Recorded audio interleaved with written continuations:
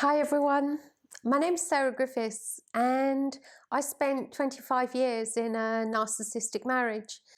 So I thought that so much of the information that is available on YouTube that obviously helps you, but it's so textbook, the 6 traits of this, the 8 ways of this. And I thought that maybe one of the ways that I can really help you if you are, or if you think, or if you're wondering if you're in a narcissistic marriage, a relationship, and if you're wondering if you can get free, how to get out, how to heal, all of those things, I thought probably the most important thing I can do is tell you my story. Because my story is everything. It's all of my journey of how I got to where I am now. So today I actually work as a hypnotherapist and I specialize in trauma and abuse, and the work that I do is extremely effective and very fast at helping people get unstuck from the effects, the debilitating effects, the impact of trauma. Which, even though for me, my trauma showed up in my adult life, it was everything that I learned on my healing journey, my development journey, everything that I learned that led me to understand that really all of this started in my childhood. And I was able to really gather and piece together all of the pieces, everything that happened to me that led me to be in this very controlling relationship that kind of, it was seeking to undermine me, to take away my sense of myself and everything that was important to me. But there's a reason I ended up in a relationship like that. And to really understand it, we just have to go back to childhood. So let me do that for you. Let me tell you where, as far as I know, this all started for me, and then we'll work through. So for me, this all started, I'm going to say around the age of 8. I'm sure it started before then, but this is pivotal for me. Around the age of 8, because I started to get seriously bullied in school. And, you know, for some of us, we always think that child abuse has to happen in the home. Well, for many people, it doesn't happen in the home. It's other adults in authority, and it's other children that are actually the undermining force in your life that cause you to create beliefs about yourself, which are very negative and lead you into negative relationships and situations then as an adult. So for me, I was actually bullied at school. It started around the age of 8, and the thing is, this is pivotal. This is pivotal to how children feel. They are vulnerable, helpless, hopeless, and trapped. Because as a child, I was being bullied at school. But I was being bullied at school because I was poor, because of the house we lived in, where we lived, the kind of clothes I had, all of those sorts of things. So it wasn't even anything that I could do anything about. It was totally out of my control. And this is the thing for so many children, that what they are experiencing is out of their control. The environment where they should be safe, that should be their sanctuary, where they should have adults that care for them, that support them, cherish and nurture them. If that is missing, then a child doesn't have anywhere to turn. And that was actually my situation. I did try speaking to teachers at school. I mean, this was a long time ago now. You know, this was like, I'm 56 now, so this was 48 years ago. You can imagine they didn't have the kind of understanding and structures in school that they had now. But all of this left me very much alone, because no one was listening. It was in the era of sticks and stones will break my bones, but words will never hurt me. The most illogical, ridiculous and untrue saying anyone could ever have come up with. Absolutely crazy. So I was in school being bullied, and this went on for a few years over something that I couldn't help. I did try to tell my mum, but I was the eldest of 4 children. My dad was working all the time. My mum obviously was trying to manage 4 children with very little to no money and very little to no support. So her response to me telling her about this was pretty much, oh, just go and find some other friends. And let me take you back to what I said about children who are stuck, trapped, vulnerable. I think as adults, we forget that children do not have the freedom that we have. As adults, we get to choose. We get to choose who we have in our life, the jobs that we do, where we go, who we see. We have freedom to choose. There are very few adults who are well and truly trapped. We have freedom. But as children, I was trapped. I was in school, told to sit here with a certain group of people.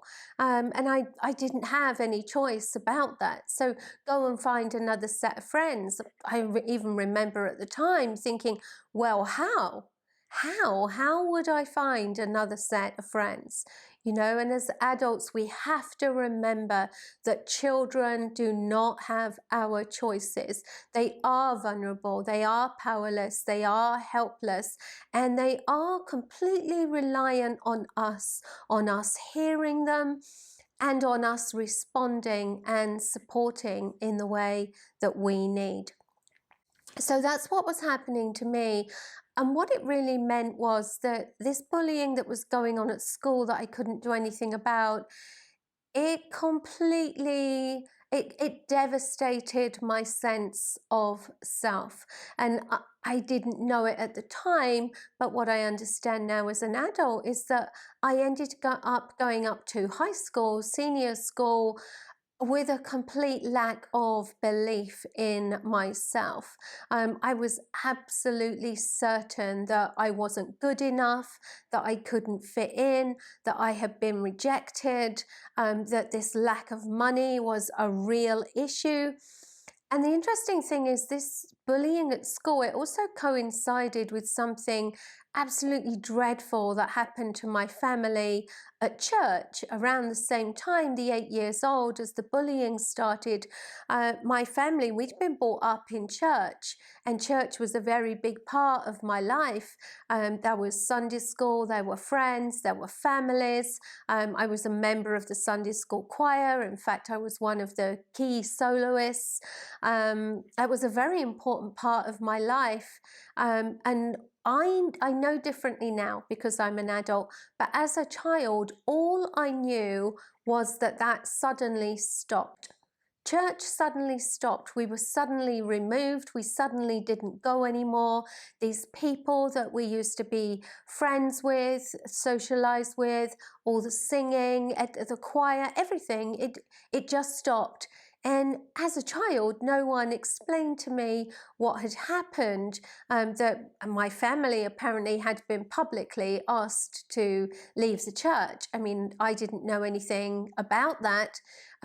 All I knew was that we didn't go anymore, and this or just added to my idea, my perception of myself, that I wasn't good enough. Because as children, what we do, we scan our environment, we use our experiences, everything that we see, that we hear, all of our perceptions we use to create beliefs. And the very interesting thing about those beliefs is that the mind then uses those beliefs to create our reality. So as children, we have a belief, and then things that happen around us that might have a totally different meaning, we actually use them to adapt, and we use them to confirm our belief and our perception, because we only have a child's knowledge, a child's ability, a child's language, knowledge of the world, of people, to be able to do that. So our perception is very narrow. And let me just repeat that for you. We create a belief. So I created a belief from what was happening to me, that I wasn't any good, that I had been rejected, that I couldn't fit in. that I would be abandoned. There's abandonment in there as well. And then all these things that happened in my life, I used to confirm that belief of myself. No blame there. I didn't have any choice. That's just how children operate. And this is what we need to be so aware of as adults. Anyway, as you can imagine, I went up to high school, up to senior school, and I was completely devoid of any sense of myself. No self-confidence, no self-belief, just absolutely certain that I couldn't fit in, and just this belief that I needed to do and to be what everyone else wanted just to be acceptable. Right, to make sure that I wasn't left out, to make sure I was included, just doing what everyone else wanted, putting aside my own, everything that was important to me. Because again, I carried on this perception, and every time I voiced something or said something that seemed wrong, or people laughed or got rejected, I used it to add to my huge story about my own lack of value and self-worth. So you can imagine going into high school with those kind of ideas about myself.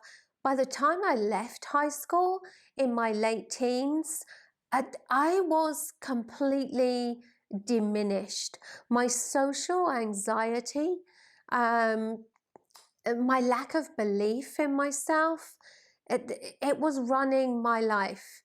And I got to the point where I was criticizing everything about myself all the time. Maybe not externally. I think because I had a good job and I was very pretty, I was probably covering up some of this, but inside I was constantly telling myself, you're doing the wrong thing, you're wearing the wrong thing, you're saying the wrong thing.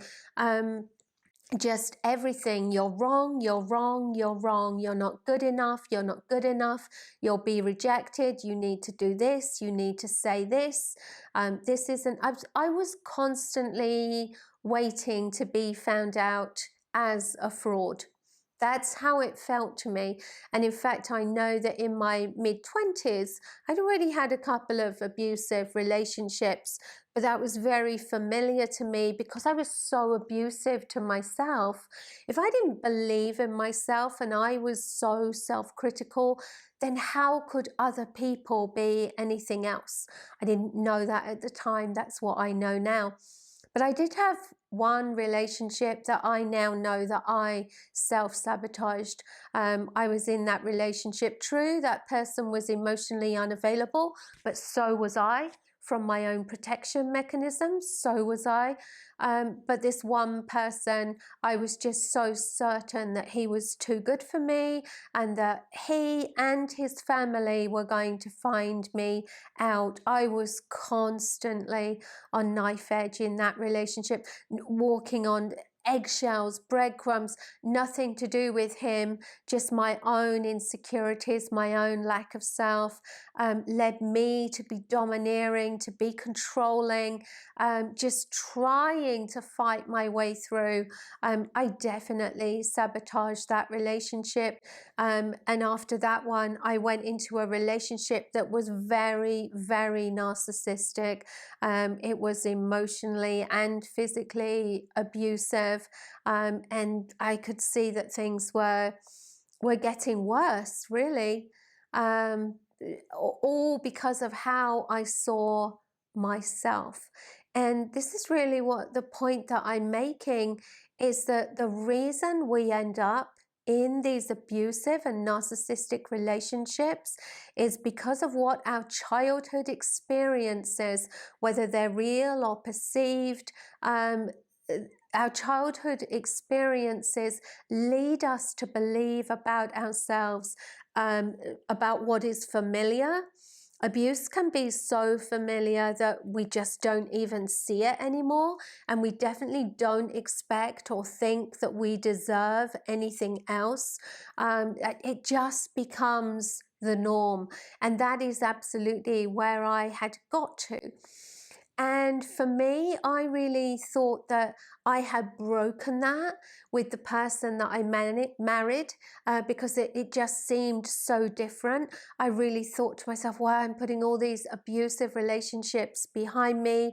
I'm really changing myself. I'm with a different kind of person now. But that is not how it worked out. And I'll tell you more about that in the next part of this story. But hopefully this has given you some understanding, if you didn't understand already, of how what you experience in your childhood develops your sense of yourself, your value, your worth, the idea that your hopes, your dreams, your opinions, everything you want for yourself is valid, is valuable, and that you should be your own person with your own boundaries, your values, your hopes, your dreams, your plans. Just be yourself.